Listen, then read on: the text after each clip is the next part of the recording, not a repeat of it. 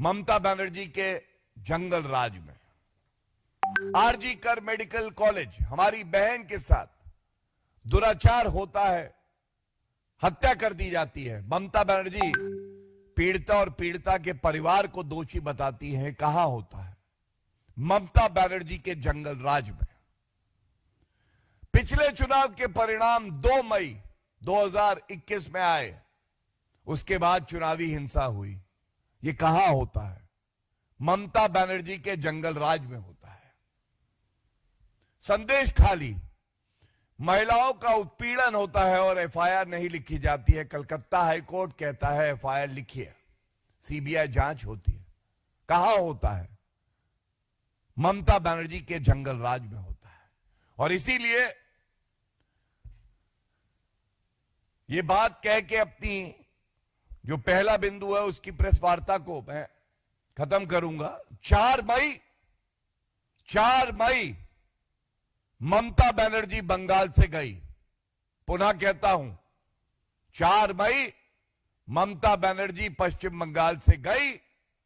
जंगल राज समाप्त होगा और ये अराजकता की जो मूर्ति बनी है, इनको जनता ही सबक सिखाएगी। दूसरा विषय,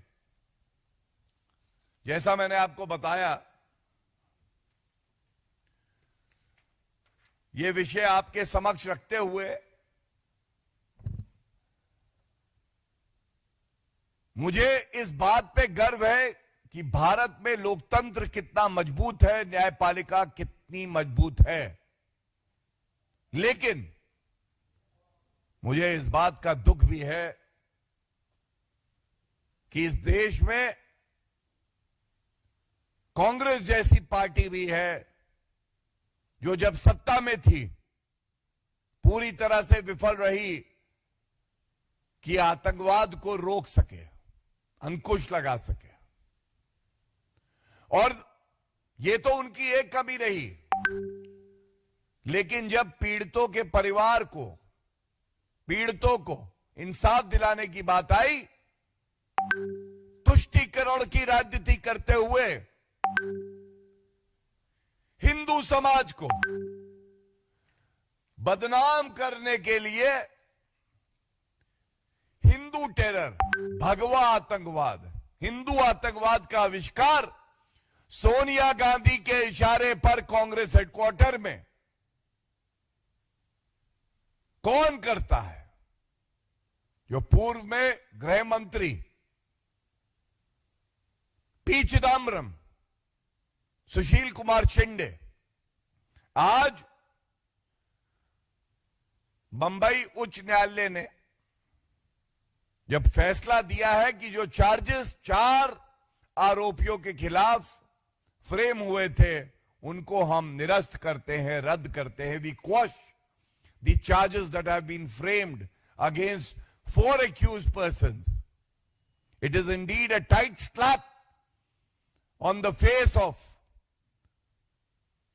leaders of the Congress party who have been indulging in appeasement politics, cheap politics to defame the tolerant Hindu class, to defame the Hindu religion, which is the most tolerant and peace-loving religion in the world. और मैं एक बात बड़ी स्पष्टता से कहना चाहता हूं,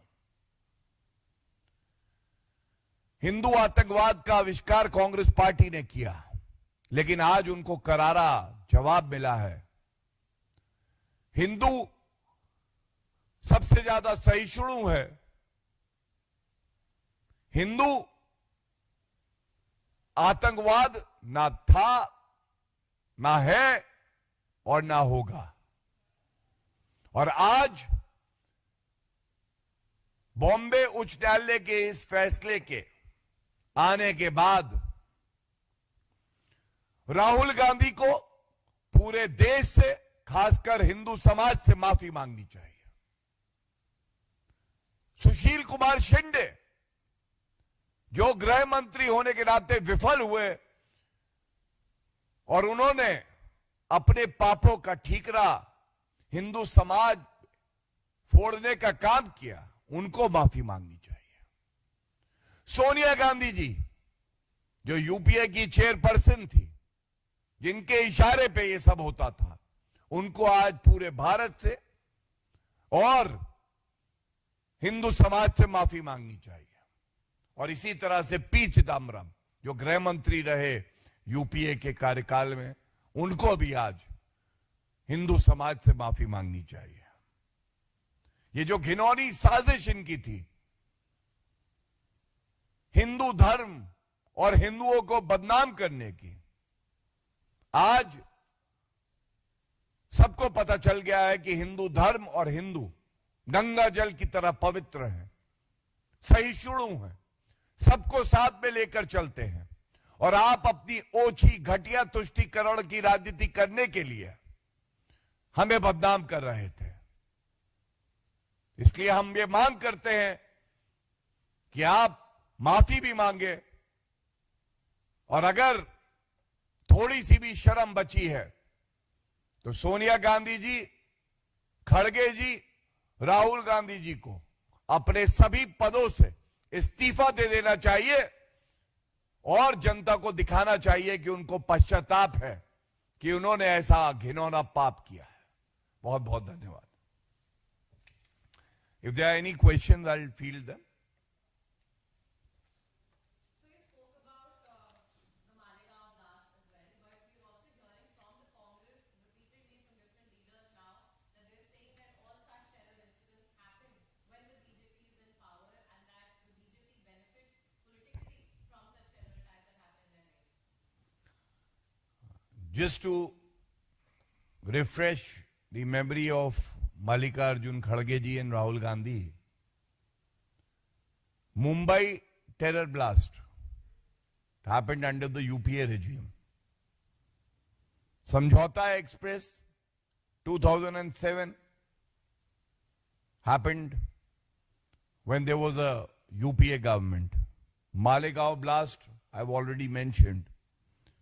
Makkah Masjid blast 2007 under UPA.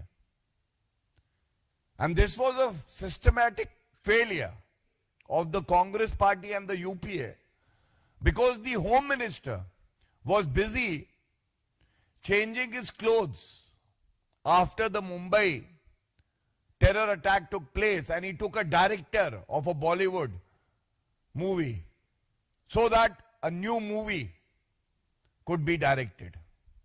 Have we forgotten how Rahul Gandhi, after the Mumbai terror attack, was dancing till the wee hours of the morning? No pain, no grief for the families who had lost their loved one, but a feeling of rejoice, merry making. अगर हिंदी में मैं कहूं, ये भारतीय राजनीति के गजनी हैं। राहुल गांधी गजनी, मल्लिकार्जुन खड़गे जी गजनी, इनकी याददाश्त चली जाती है। ये उंगली उठाएंगे हम पे।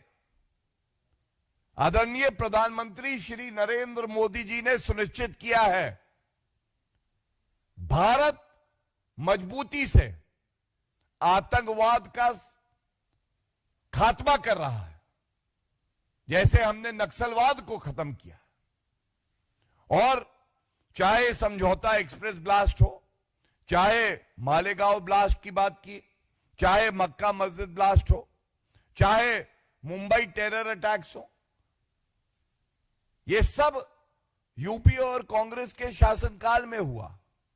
और तत्कालीन गृह मंत्री शिवराज पाटिल जी, उनको इसकी चिंता नहीं थी कि कैसे पीड़ितों को संभल बंधाया जाए, बल्कि वो अपने बंद गले का सूट बदल बदल के बाहर आ रहे थे और मूवी डायरेक्ट करवा रहे थे। राहुल गांधी जी मुंबई टेरर अटैक के बाद सुबह 3-4 बजे तक नाच गाना कर रहे थे, पार्टी कर रहे थे। ये इनकी गंभीरता थी। और आज हम सब जानते हैं कैसे भारत मजबूत हुआ है।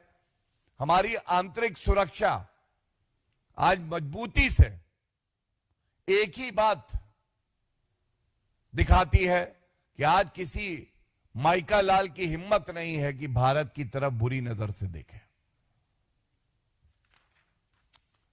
Thank you.